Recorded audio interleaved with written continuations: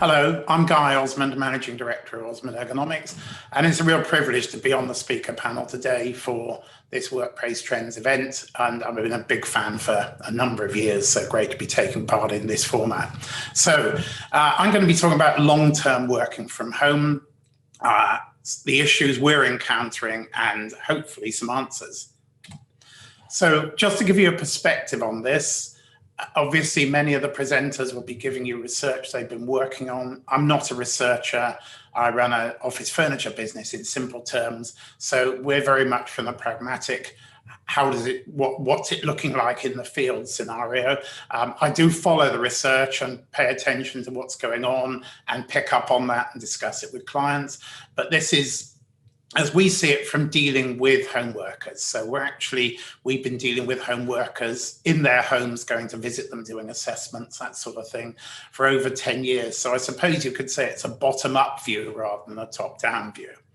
I'm going to give you a little bit of context to talk about what we see the situation is as we found it post-COVID since the start of the lockdown, and then we'll look at the issues we've been encountering. And I'd love to say I'm going to give you all the answers, but obviously that's not the case, but hopefully we can certainly give you some.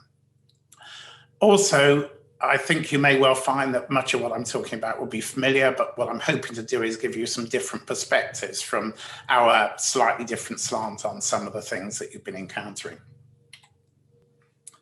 So these are the three scenarios, the three settings or phases we see our clients going through since the start of the pandemic.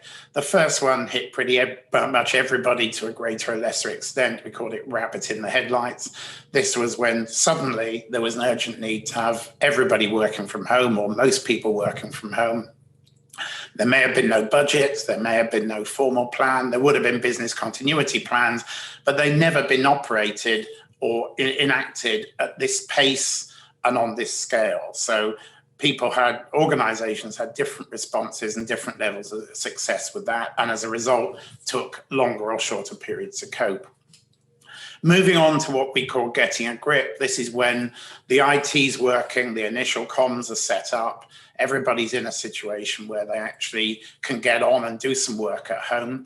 And this was when we found organizations were starting to actually look at what they needed to provide, how they needed to provide stuff for their staff. And again, I'm talking our main activity here is supporting home workers with furniture or other equipment, but getting involved in other conversations, as you'll see in just a moment. So that was the stage we saw, first of all, or the second phase, getting a grip, when organizations, to a greater or lesser extent again, some were saying, well, let's get on with this and to be proactive. Others were saying, well, let's wait and see. Obviously, as time went on, it became clear that the waiting to see was simply not going to work, because this was going to go on much longer than any of us probably originally thought. So that then took us for many organizations into command and control, as we called it. This is when they're familiar with what's going on. They've got a good handle on the situation, as far as any of us ever can have, obviously with chopping and changing of policies and behaviours from government and so forth. But actually, organisations saying, right, we've got budget allocated, we have a task force, or we have a group of people, or we've allocated responsibilities to really get a handle on this, to sort out what's going on and how we're going to manage our home working people from here on.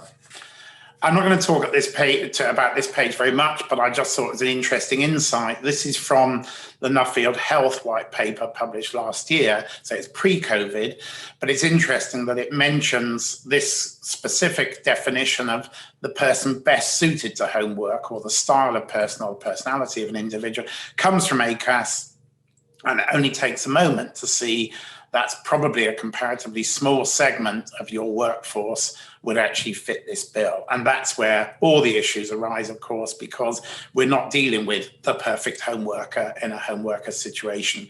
We're dealing with large numbers of people of very different types, personalities, backgrounds, experience, mental and physical health.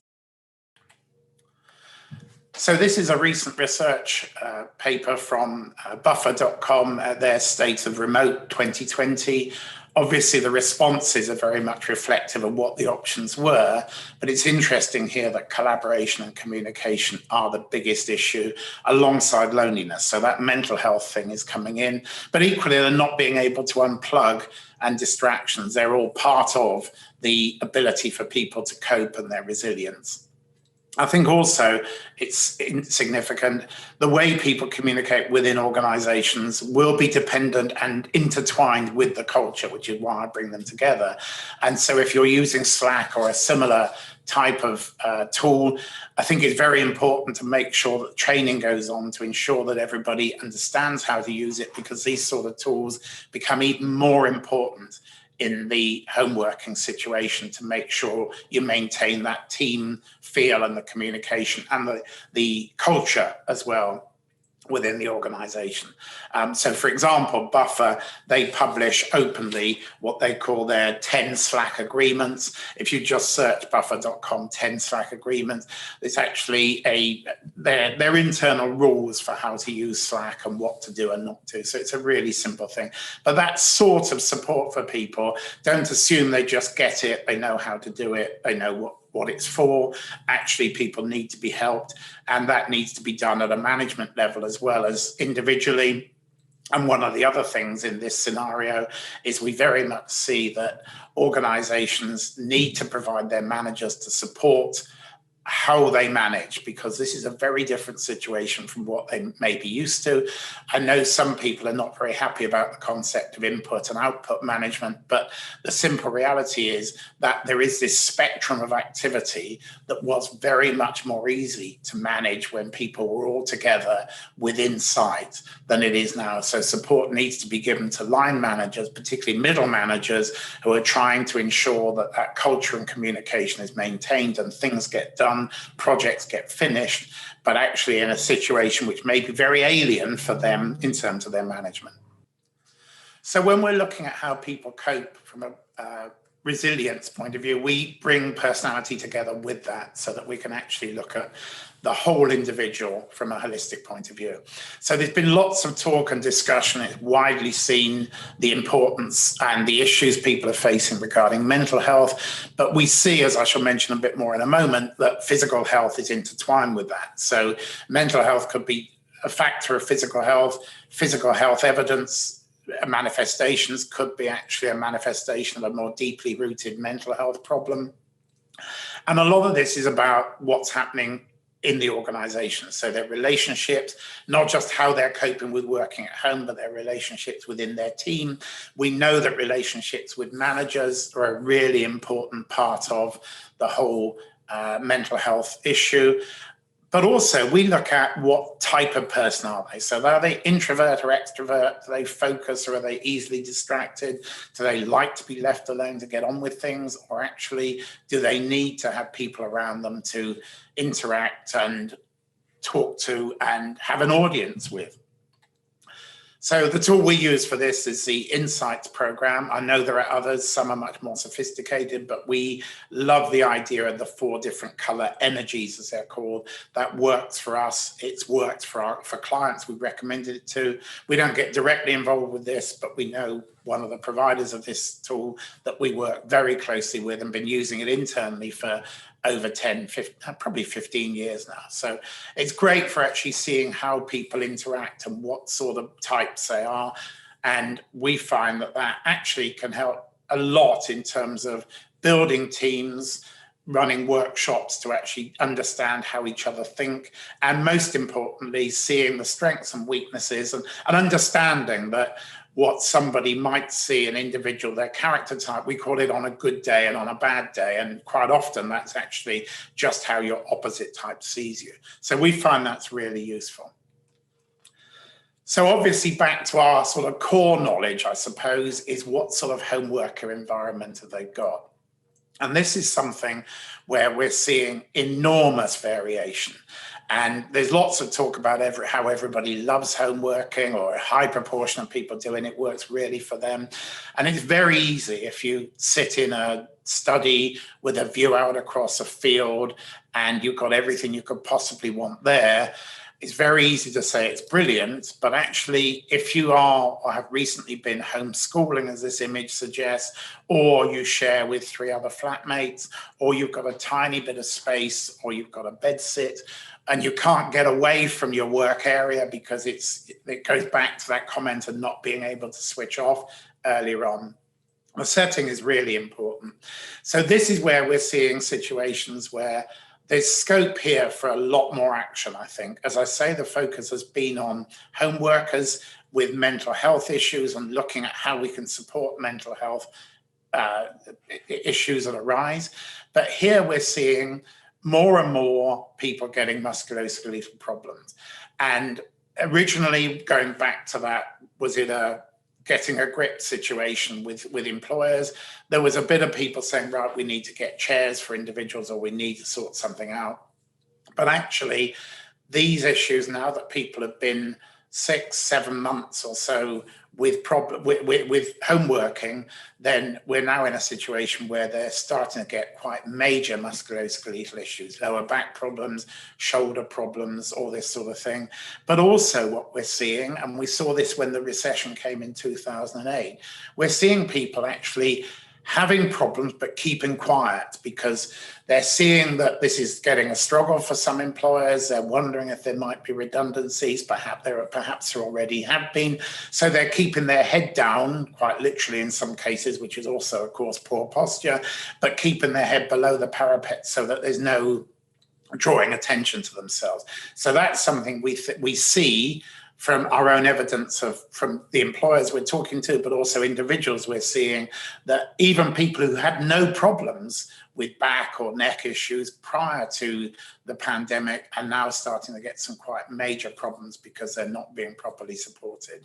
So physical health and comfort is becoming, in our observation, and obviously we come from a very particular viewpoint, it's becoming a major issue. So it's important to actually see what can be done and actually help individuals with their particular needs. So as I say, space is nearly always an issue. And so we're seeing situations where people simply don't have space to put what we might call a proper desk, or certainly from an ergonomics viewpoint would be a good desk to be working at. Their posture's poor, their general awareness of posture is poor, and if they want equipment or they're asking for equipment, they don't necessarily want something that looks like it's been brought from the office, either because of size or equally just because of the look. People are very proud of their homes very often, and they want something that actually works. So they need guidance. We're seeing some organizations providing loans or a sum of money to say, just go out and buy a chair. They need help with that. The reason organizations have people in procurement and in facilities and in health and safety and occupational health is to understand all these things. To say to an individual, here's some money, go buy a chair, is probably in many cases going to be not very successful, and in some cases will be an absolute disaster. So people need help, either a choice of products or looking at the market. We're certainly now finding we're introducing desks that look much more domestic in much smaller sizes than they might typically have at the office. The other thing we're finding is really useful is organizations are starting to offer, we've been running a range of in-house webinars for organizations to actually make people aware of their posture, how they could be sitting, how could they improve their comfort. So all of these things actually go to ensuring that you've got physically healthy people, which, as I say, is completely intertwined with mentally healthy people as well. So even if they haven't got a lot of space, it's surprising what can be done to make them comfortable when they're working. So to sum up then, I would say communication's absolutely central, obviously, and as always. Look at your wellbeing program, your EAP, this sort of provision. Is it adequate? Does it actually respond quickly enough? If you look at a dynamic wellbeing program, we're working with some organizations where we're offering through a partner an online assessment that looks at both mental and physical health, so employers can look at where the issues are. That program offers clients, offers the individual immediate guidance and support, but it offers the employer anonymized information so they can see whether the issues are physical, whether they're mental, what other considerations are involved, and can therefore evolve their wellbeing program to ensure the best possible return on investment. The psychometric profiling we've found incredibly useful on clients who've, both talking to the partner we work with about their clients, but also clients we've connected them to, have found that really useful. If only initially, maybe you've got teams that just don't seem to be gelling properly. In this way, it could be a project that you could test to see if it works. Training and education is central. Whether you're teaching people how to sit, whether you're teaching people how to communicate, whether it's how to use Slack or your particular mechanism for communicating and keeping people up together, really important. Physical health, as I say, is a central issue, as important in my view as mental health, because they're so interlinked. Help people. If you're going to give them funds to buy stuff, then give them some guidance, some pointers as to what sort of information, so that they don't go out and spend a lot of money on a gaming chair that's functional. But the best parts about it is it interacts with Xbox and vibrates and has Bluetooth connectivity. That's not what you want in an office chair, but it's certainly something I got into a conversation with somebody about only a few days ago. So work on sustaining your culture, and as with all of these things, repeat over and over.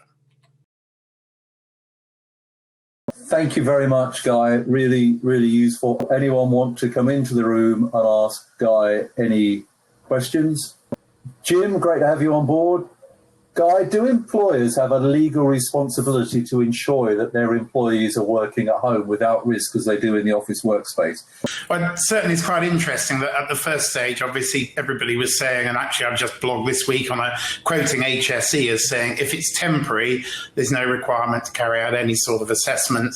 But I think we can all agree, and from the comments Tim's just been making about, no vaccine for months yet, it's not temporary anymore. So Simon's a guy who asked very specifically, but my interpretation would be very much that you need to be getting on and doing stuff now, because obviously these are overall duty of care and we're no longer in a temporary situation.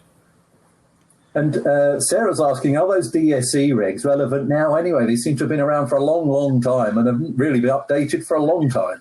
I know we've got very little time. I can rant about this for hours, and it's an interesting topic.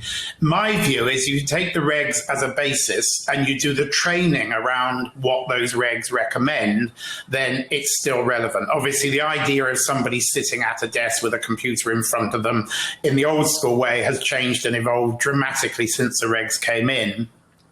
But the way we deliver that sort of process is a lot of, this is what you need to do, this is why you need to do it, this is how you can do it, whether or not that has a traditional office chair or when they're still sitting with at the dining table.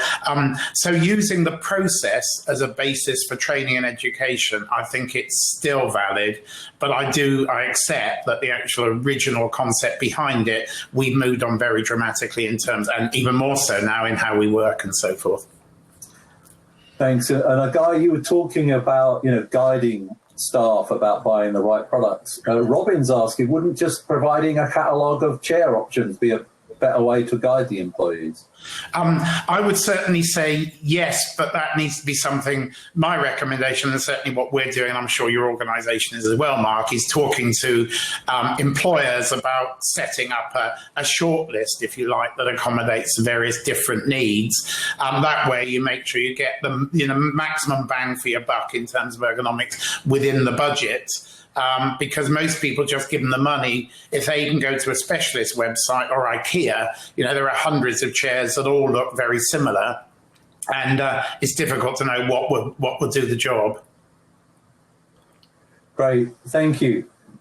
Some advice, please, Guy, from Maud is asking, how can the physical health from work from home bad ergonomics be pointed out to our clients to make sure they do their duty of care and provide good furniture? Any good words and phrases to use in a non-aggressive way? sounds like somebody like me and you, Mark, who've been banging on about it for years and years. It's the old thing about you can only lead the horse to water. And we basically choose to work with organizations who get what we're talking about, and those who just don't want to listen or only want to know how cheaply they can do it and look at cost rather than the value of what's going on. It is a hard slog. So, I'm happy to take that offline was it Maud as a separate thing, but that could turn into an hour's rant over a cup of coffee. So I'll warn, that's a possibility. But make the client aware and hopefully they get it. Okay, Guy, on one of your slides, you had sustain the culture in bold. I think that was on your final slide. Could you elaborate why it was prioritized above other items in the final slide? This person agrees, but I'd love to understand why you put it in bold. Well, I think, Tim picked up on this thing, and I can't remember what his terminology, I wrote it down, but I probably won't be able to find it quickly, but about this slip that you get.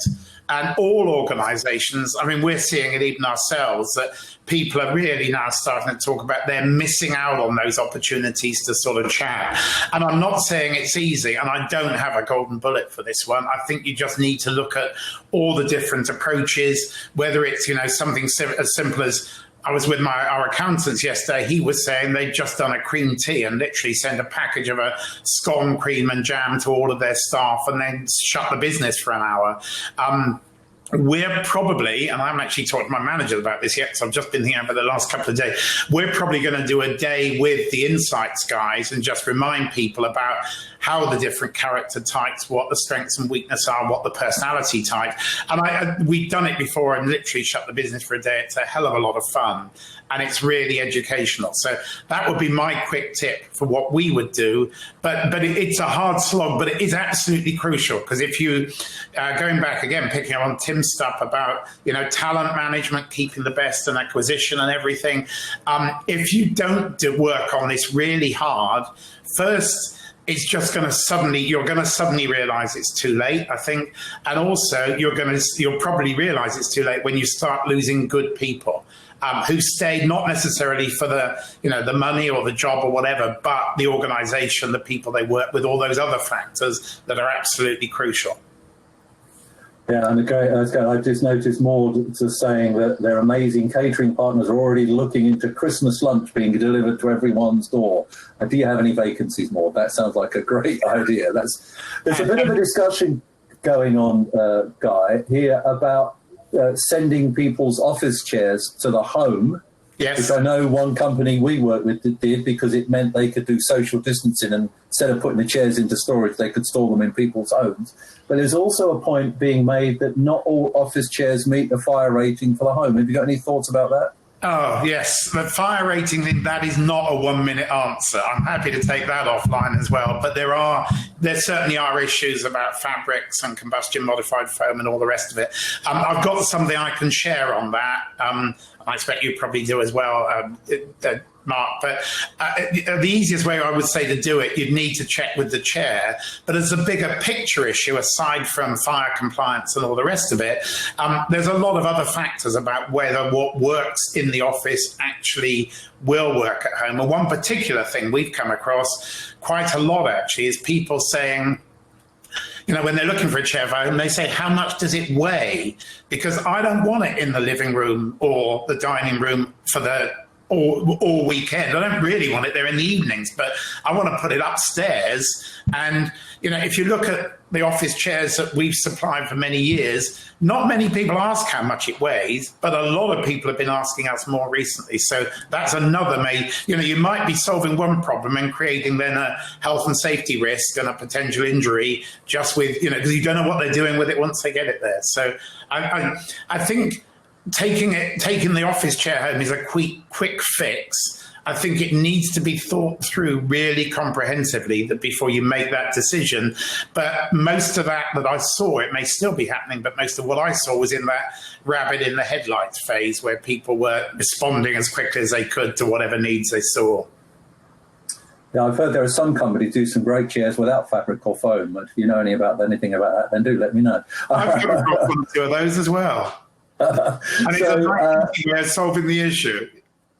So, Guy, I'm going to leave you one final question, and thank you everyone for your questions here, is home working assessments. What's the best way to do that? Can they be done virtually, or do they always have to be done physically? And can we leave it to the users to do it? I would say categorically yes. We're doing it. We know we've got a lot of people we've trained up to do it. There can be issues. You need to follow a really thorough process to make it work. But my training manager, who's been doing some to make sure the process works right, he's done literally thousands of face-to-face assessments. And I was talking to him yesterday, and he says he's been really amazed at how successful it is. But you can't just say, log into a Zoom and we'll see how it goes. You need to have a process. We usually ask for photographs in advance and some background info before we can start the actual assessment process. Guy, thank you very much for your insightful knowledge, and I know you're going to be available.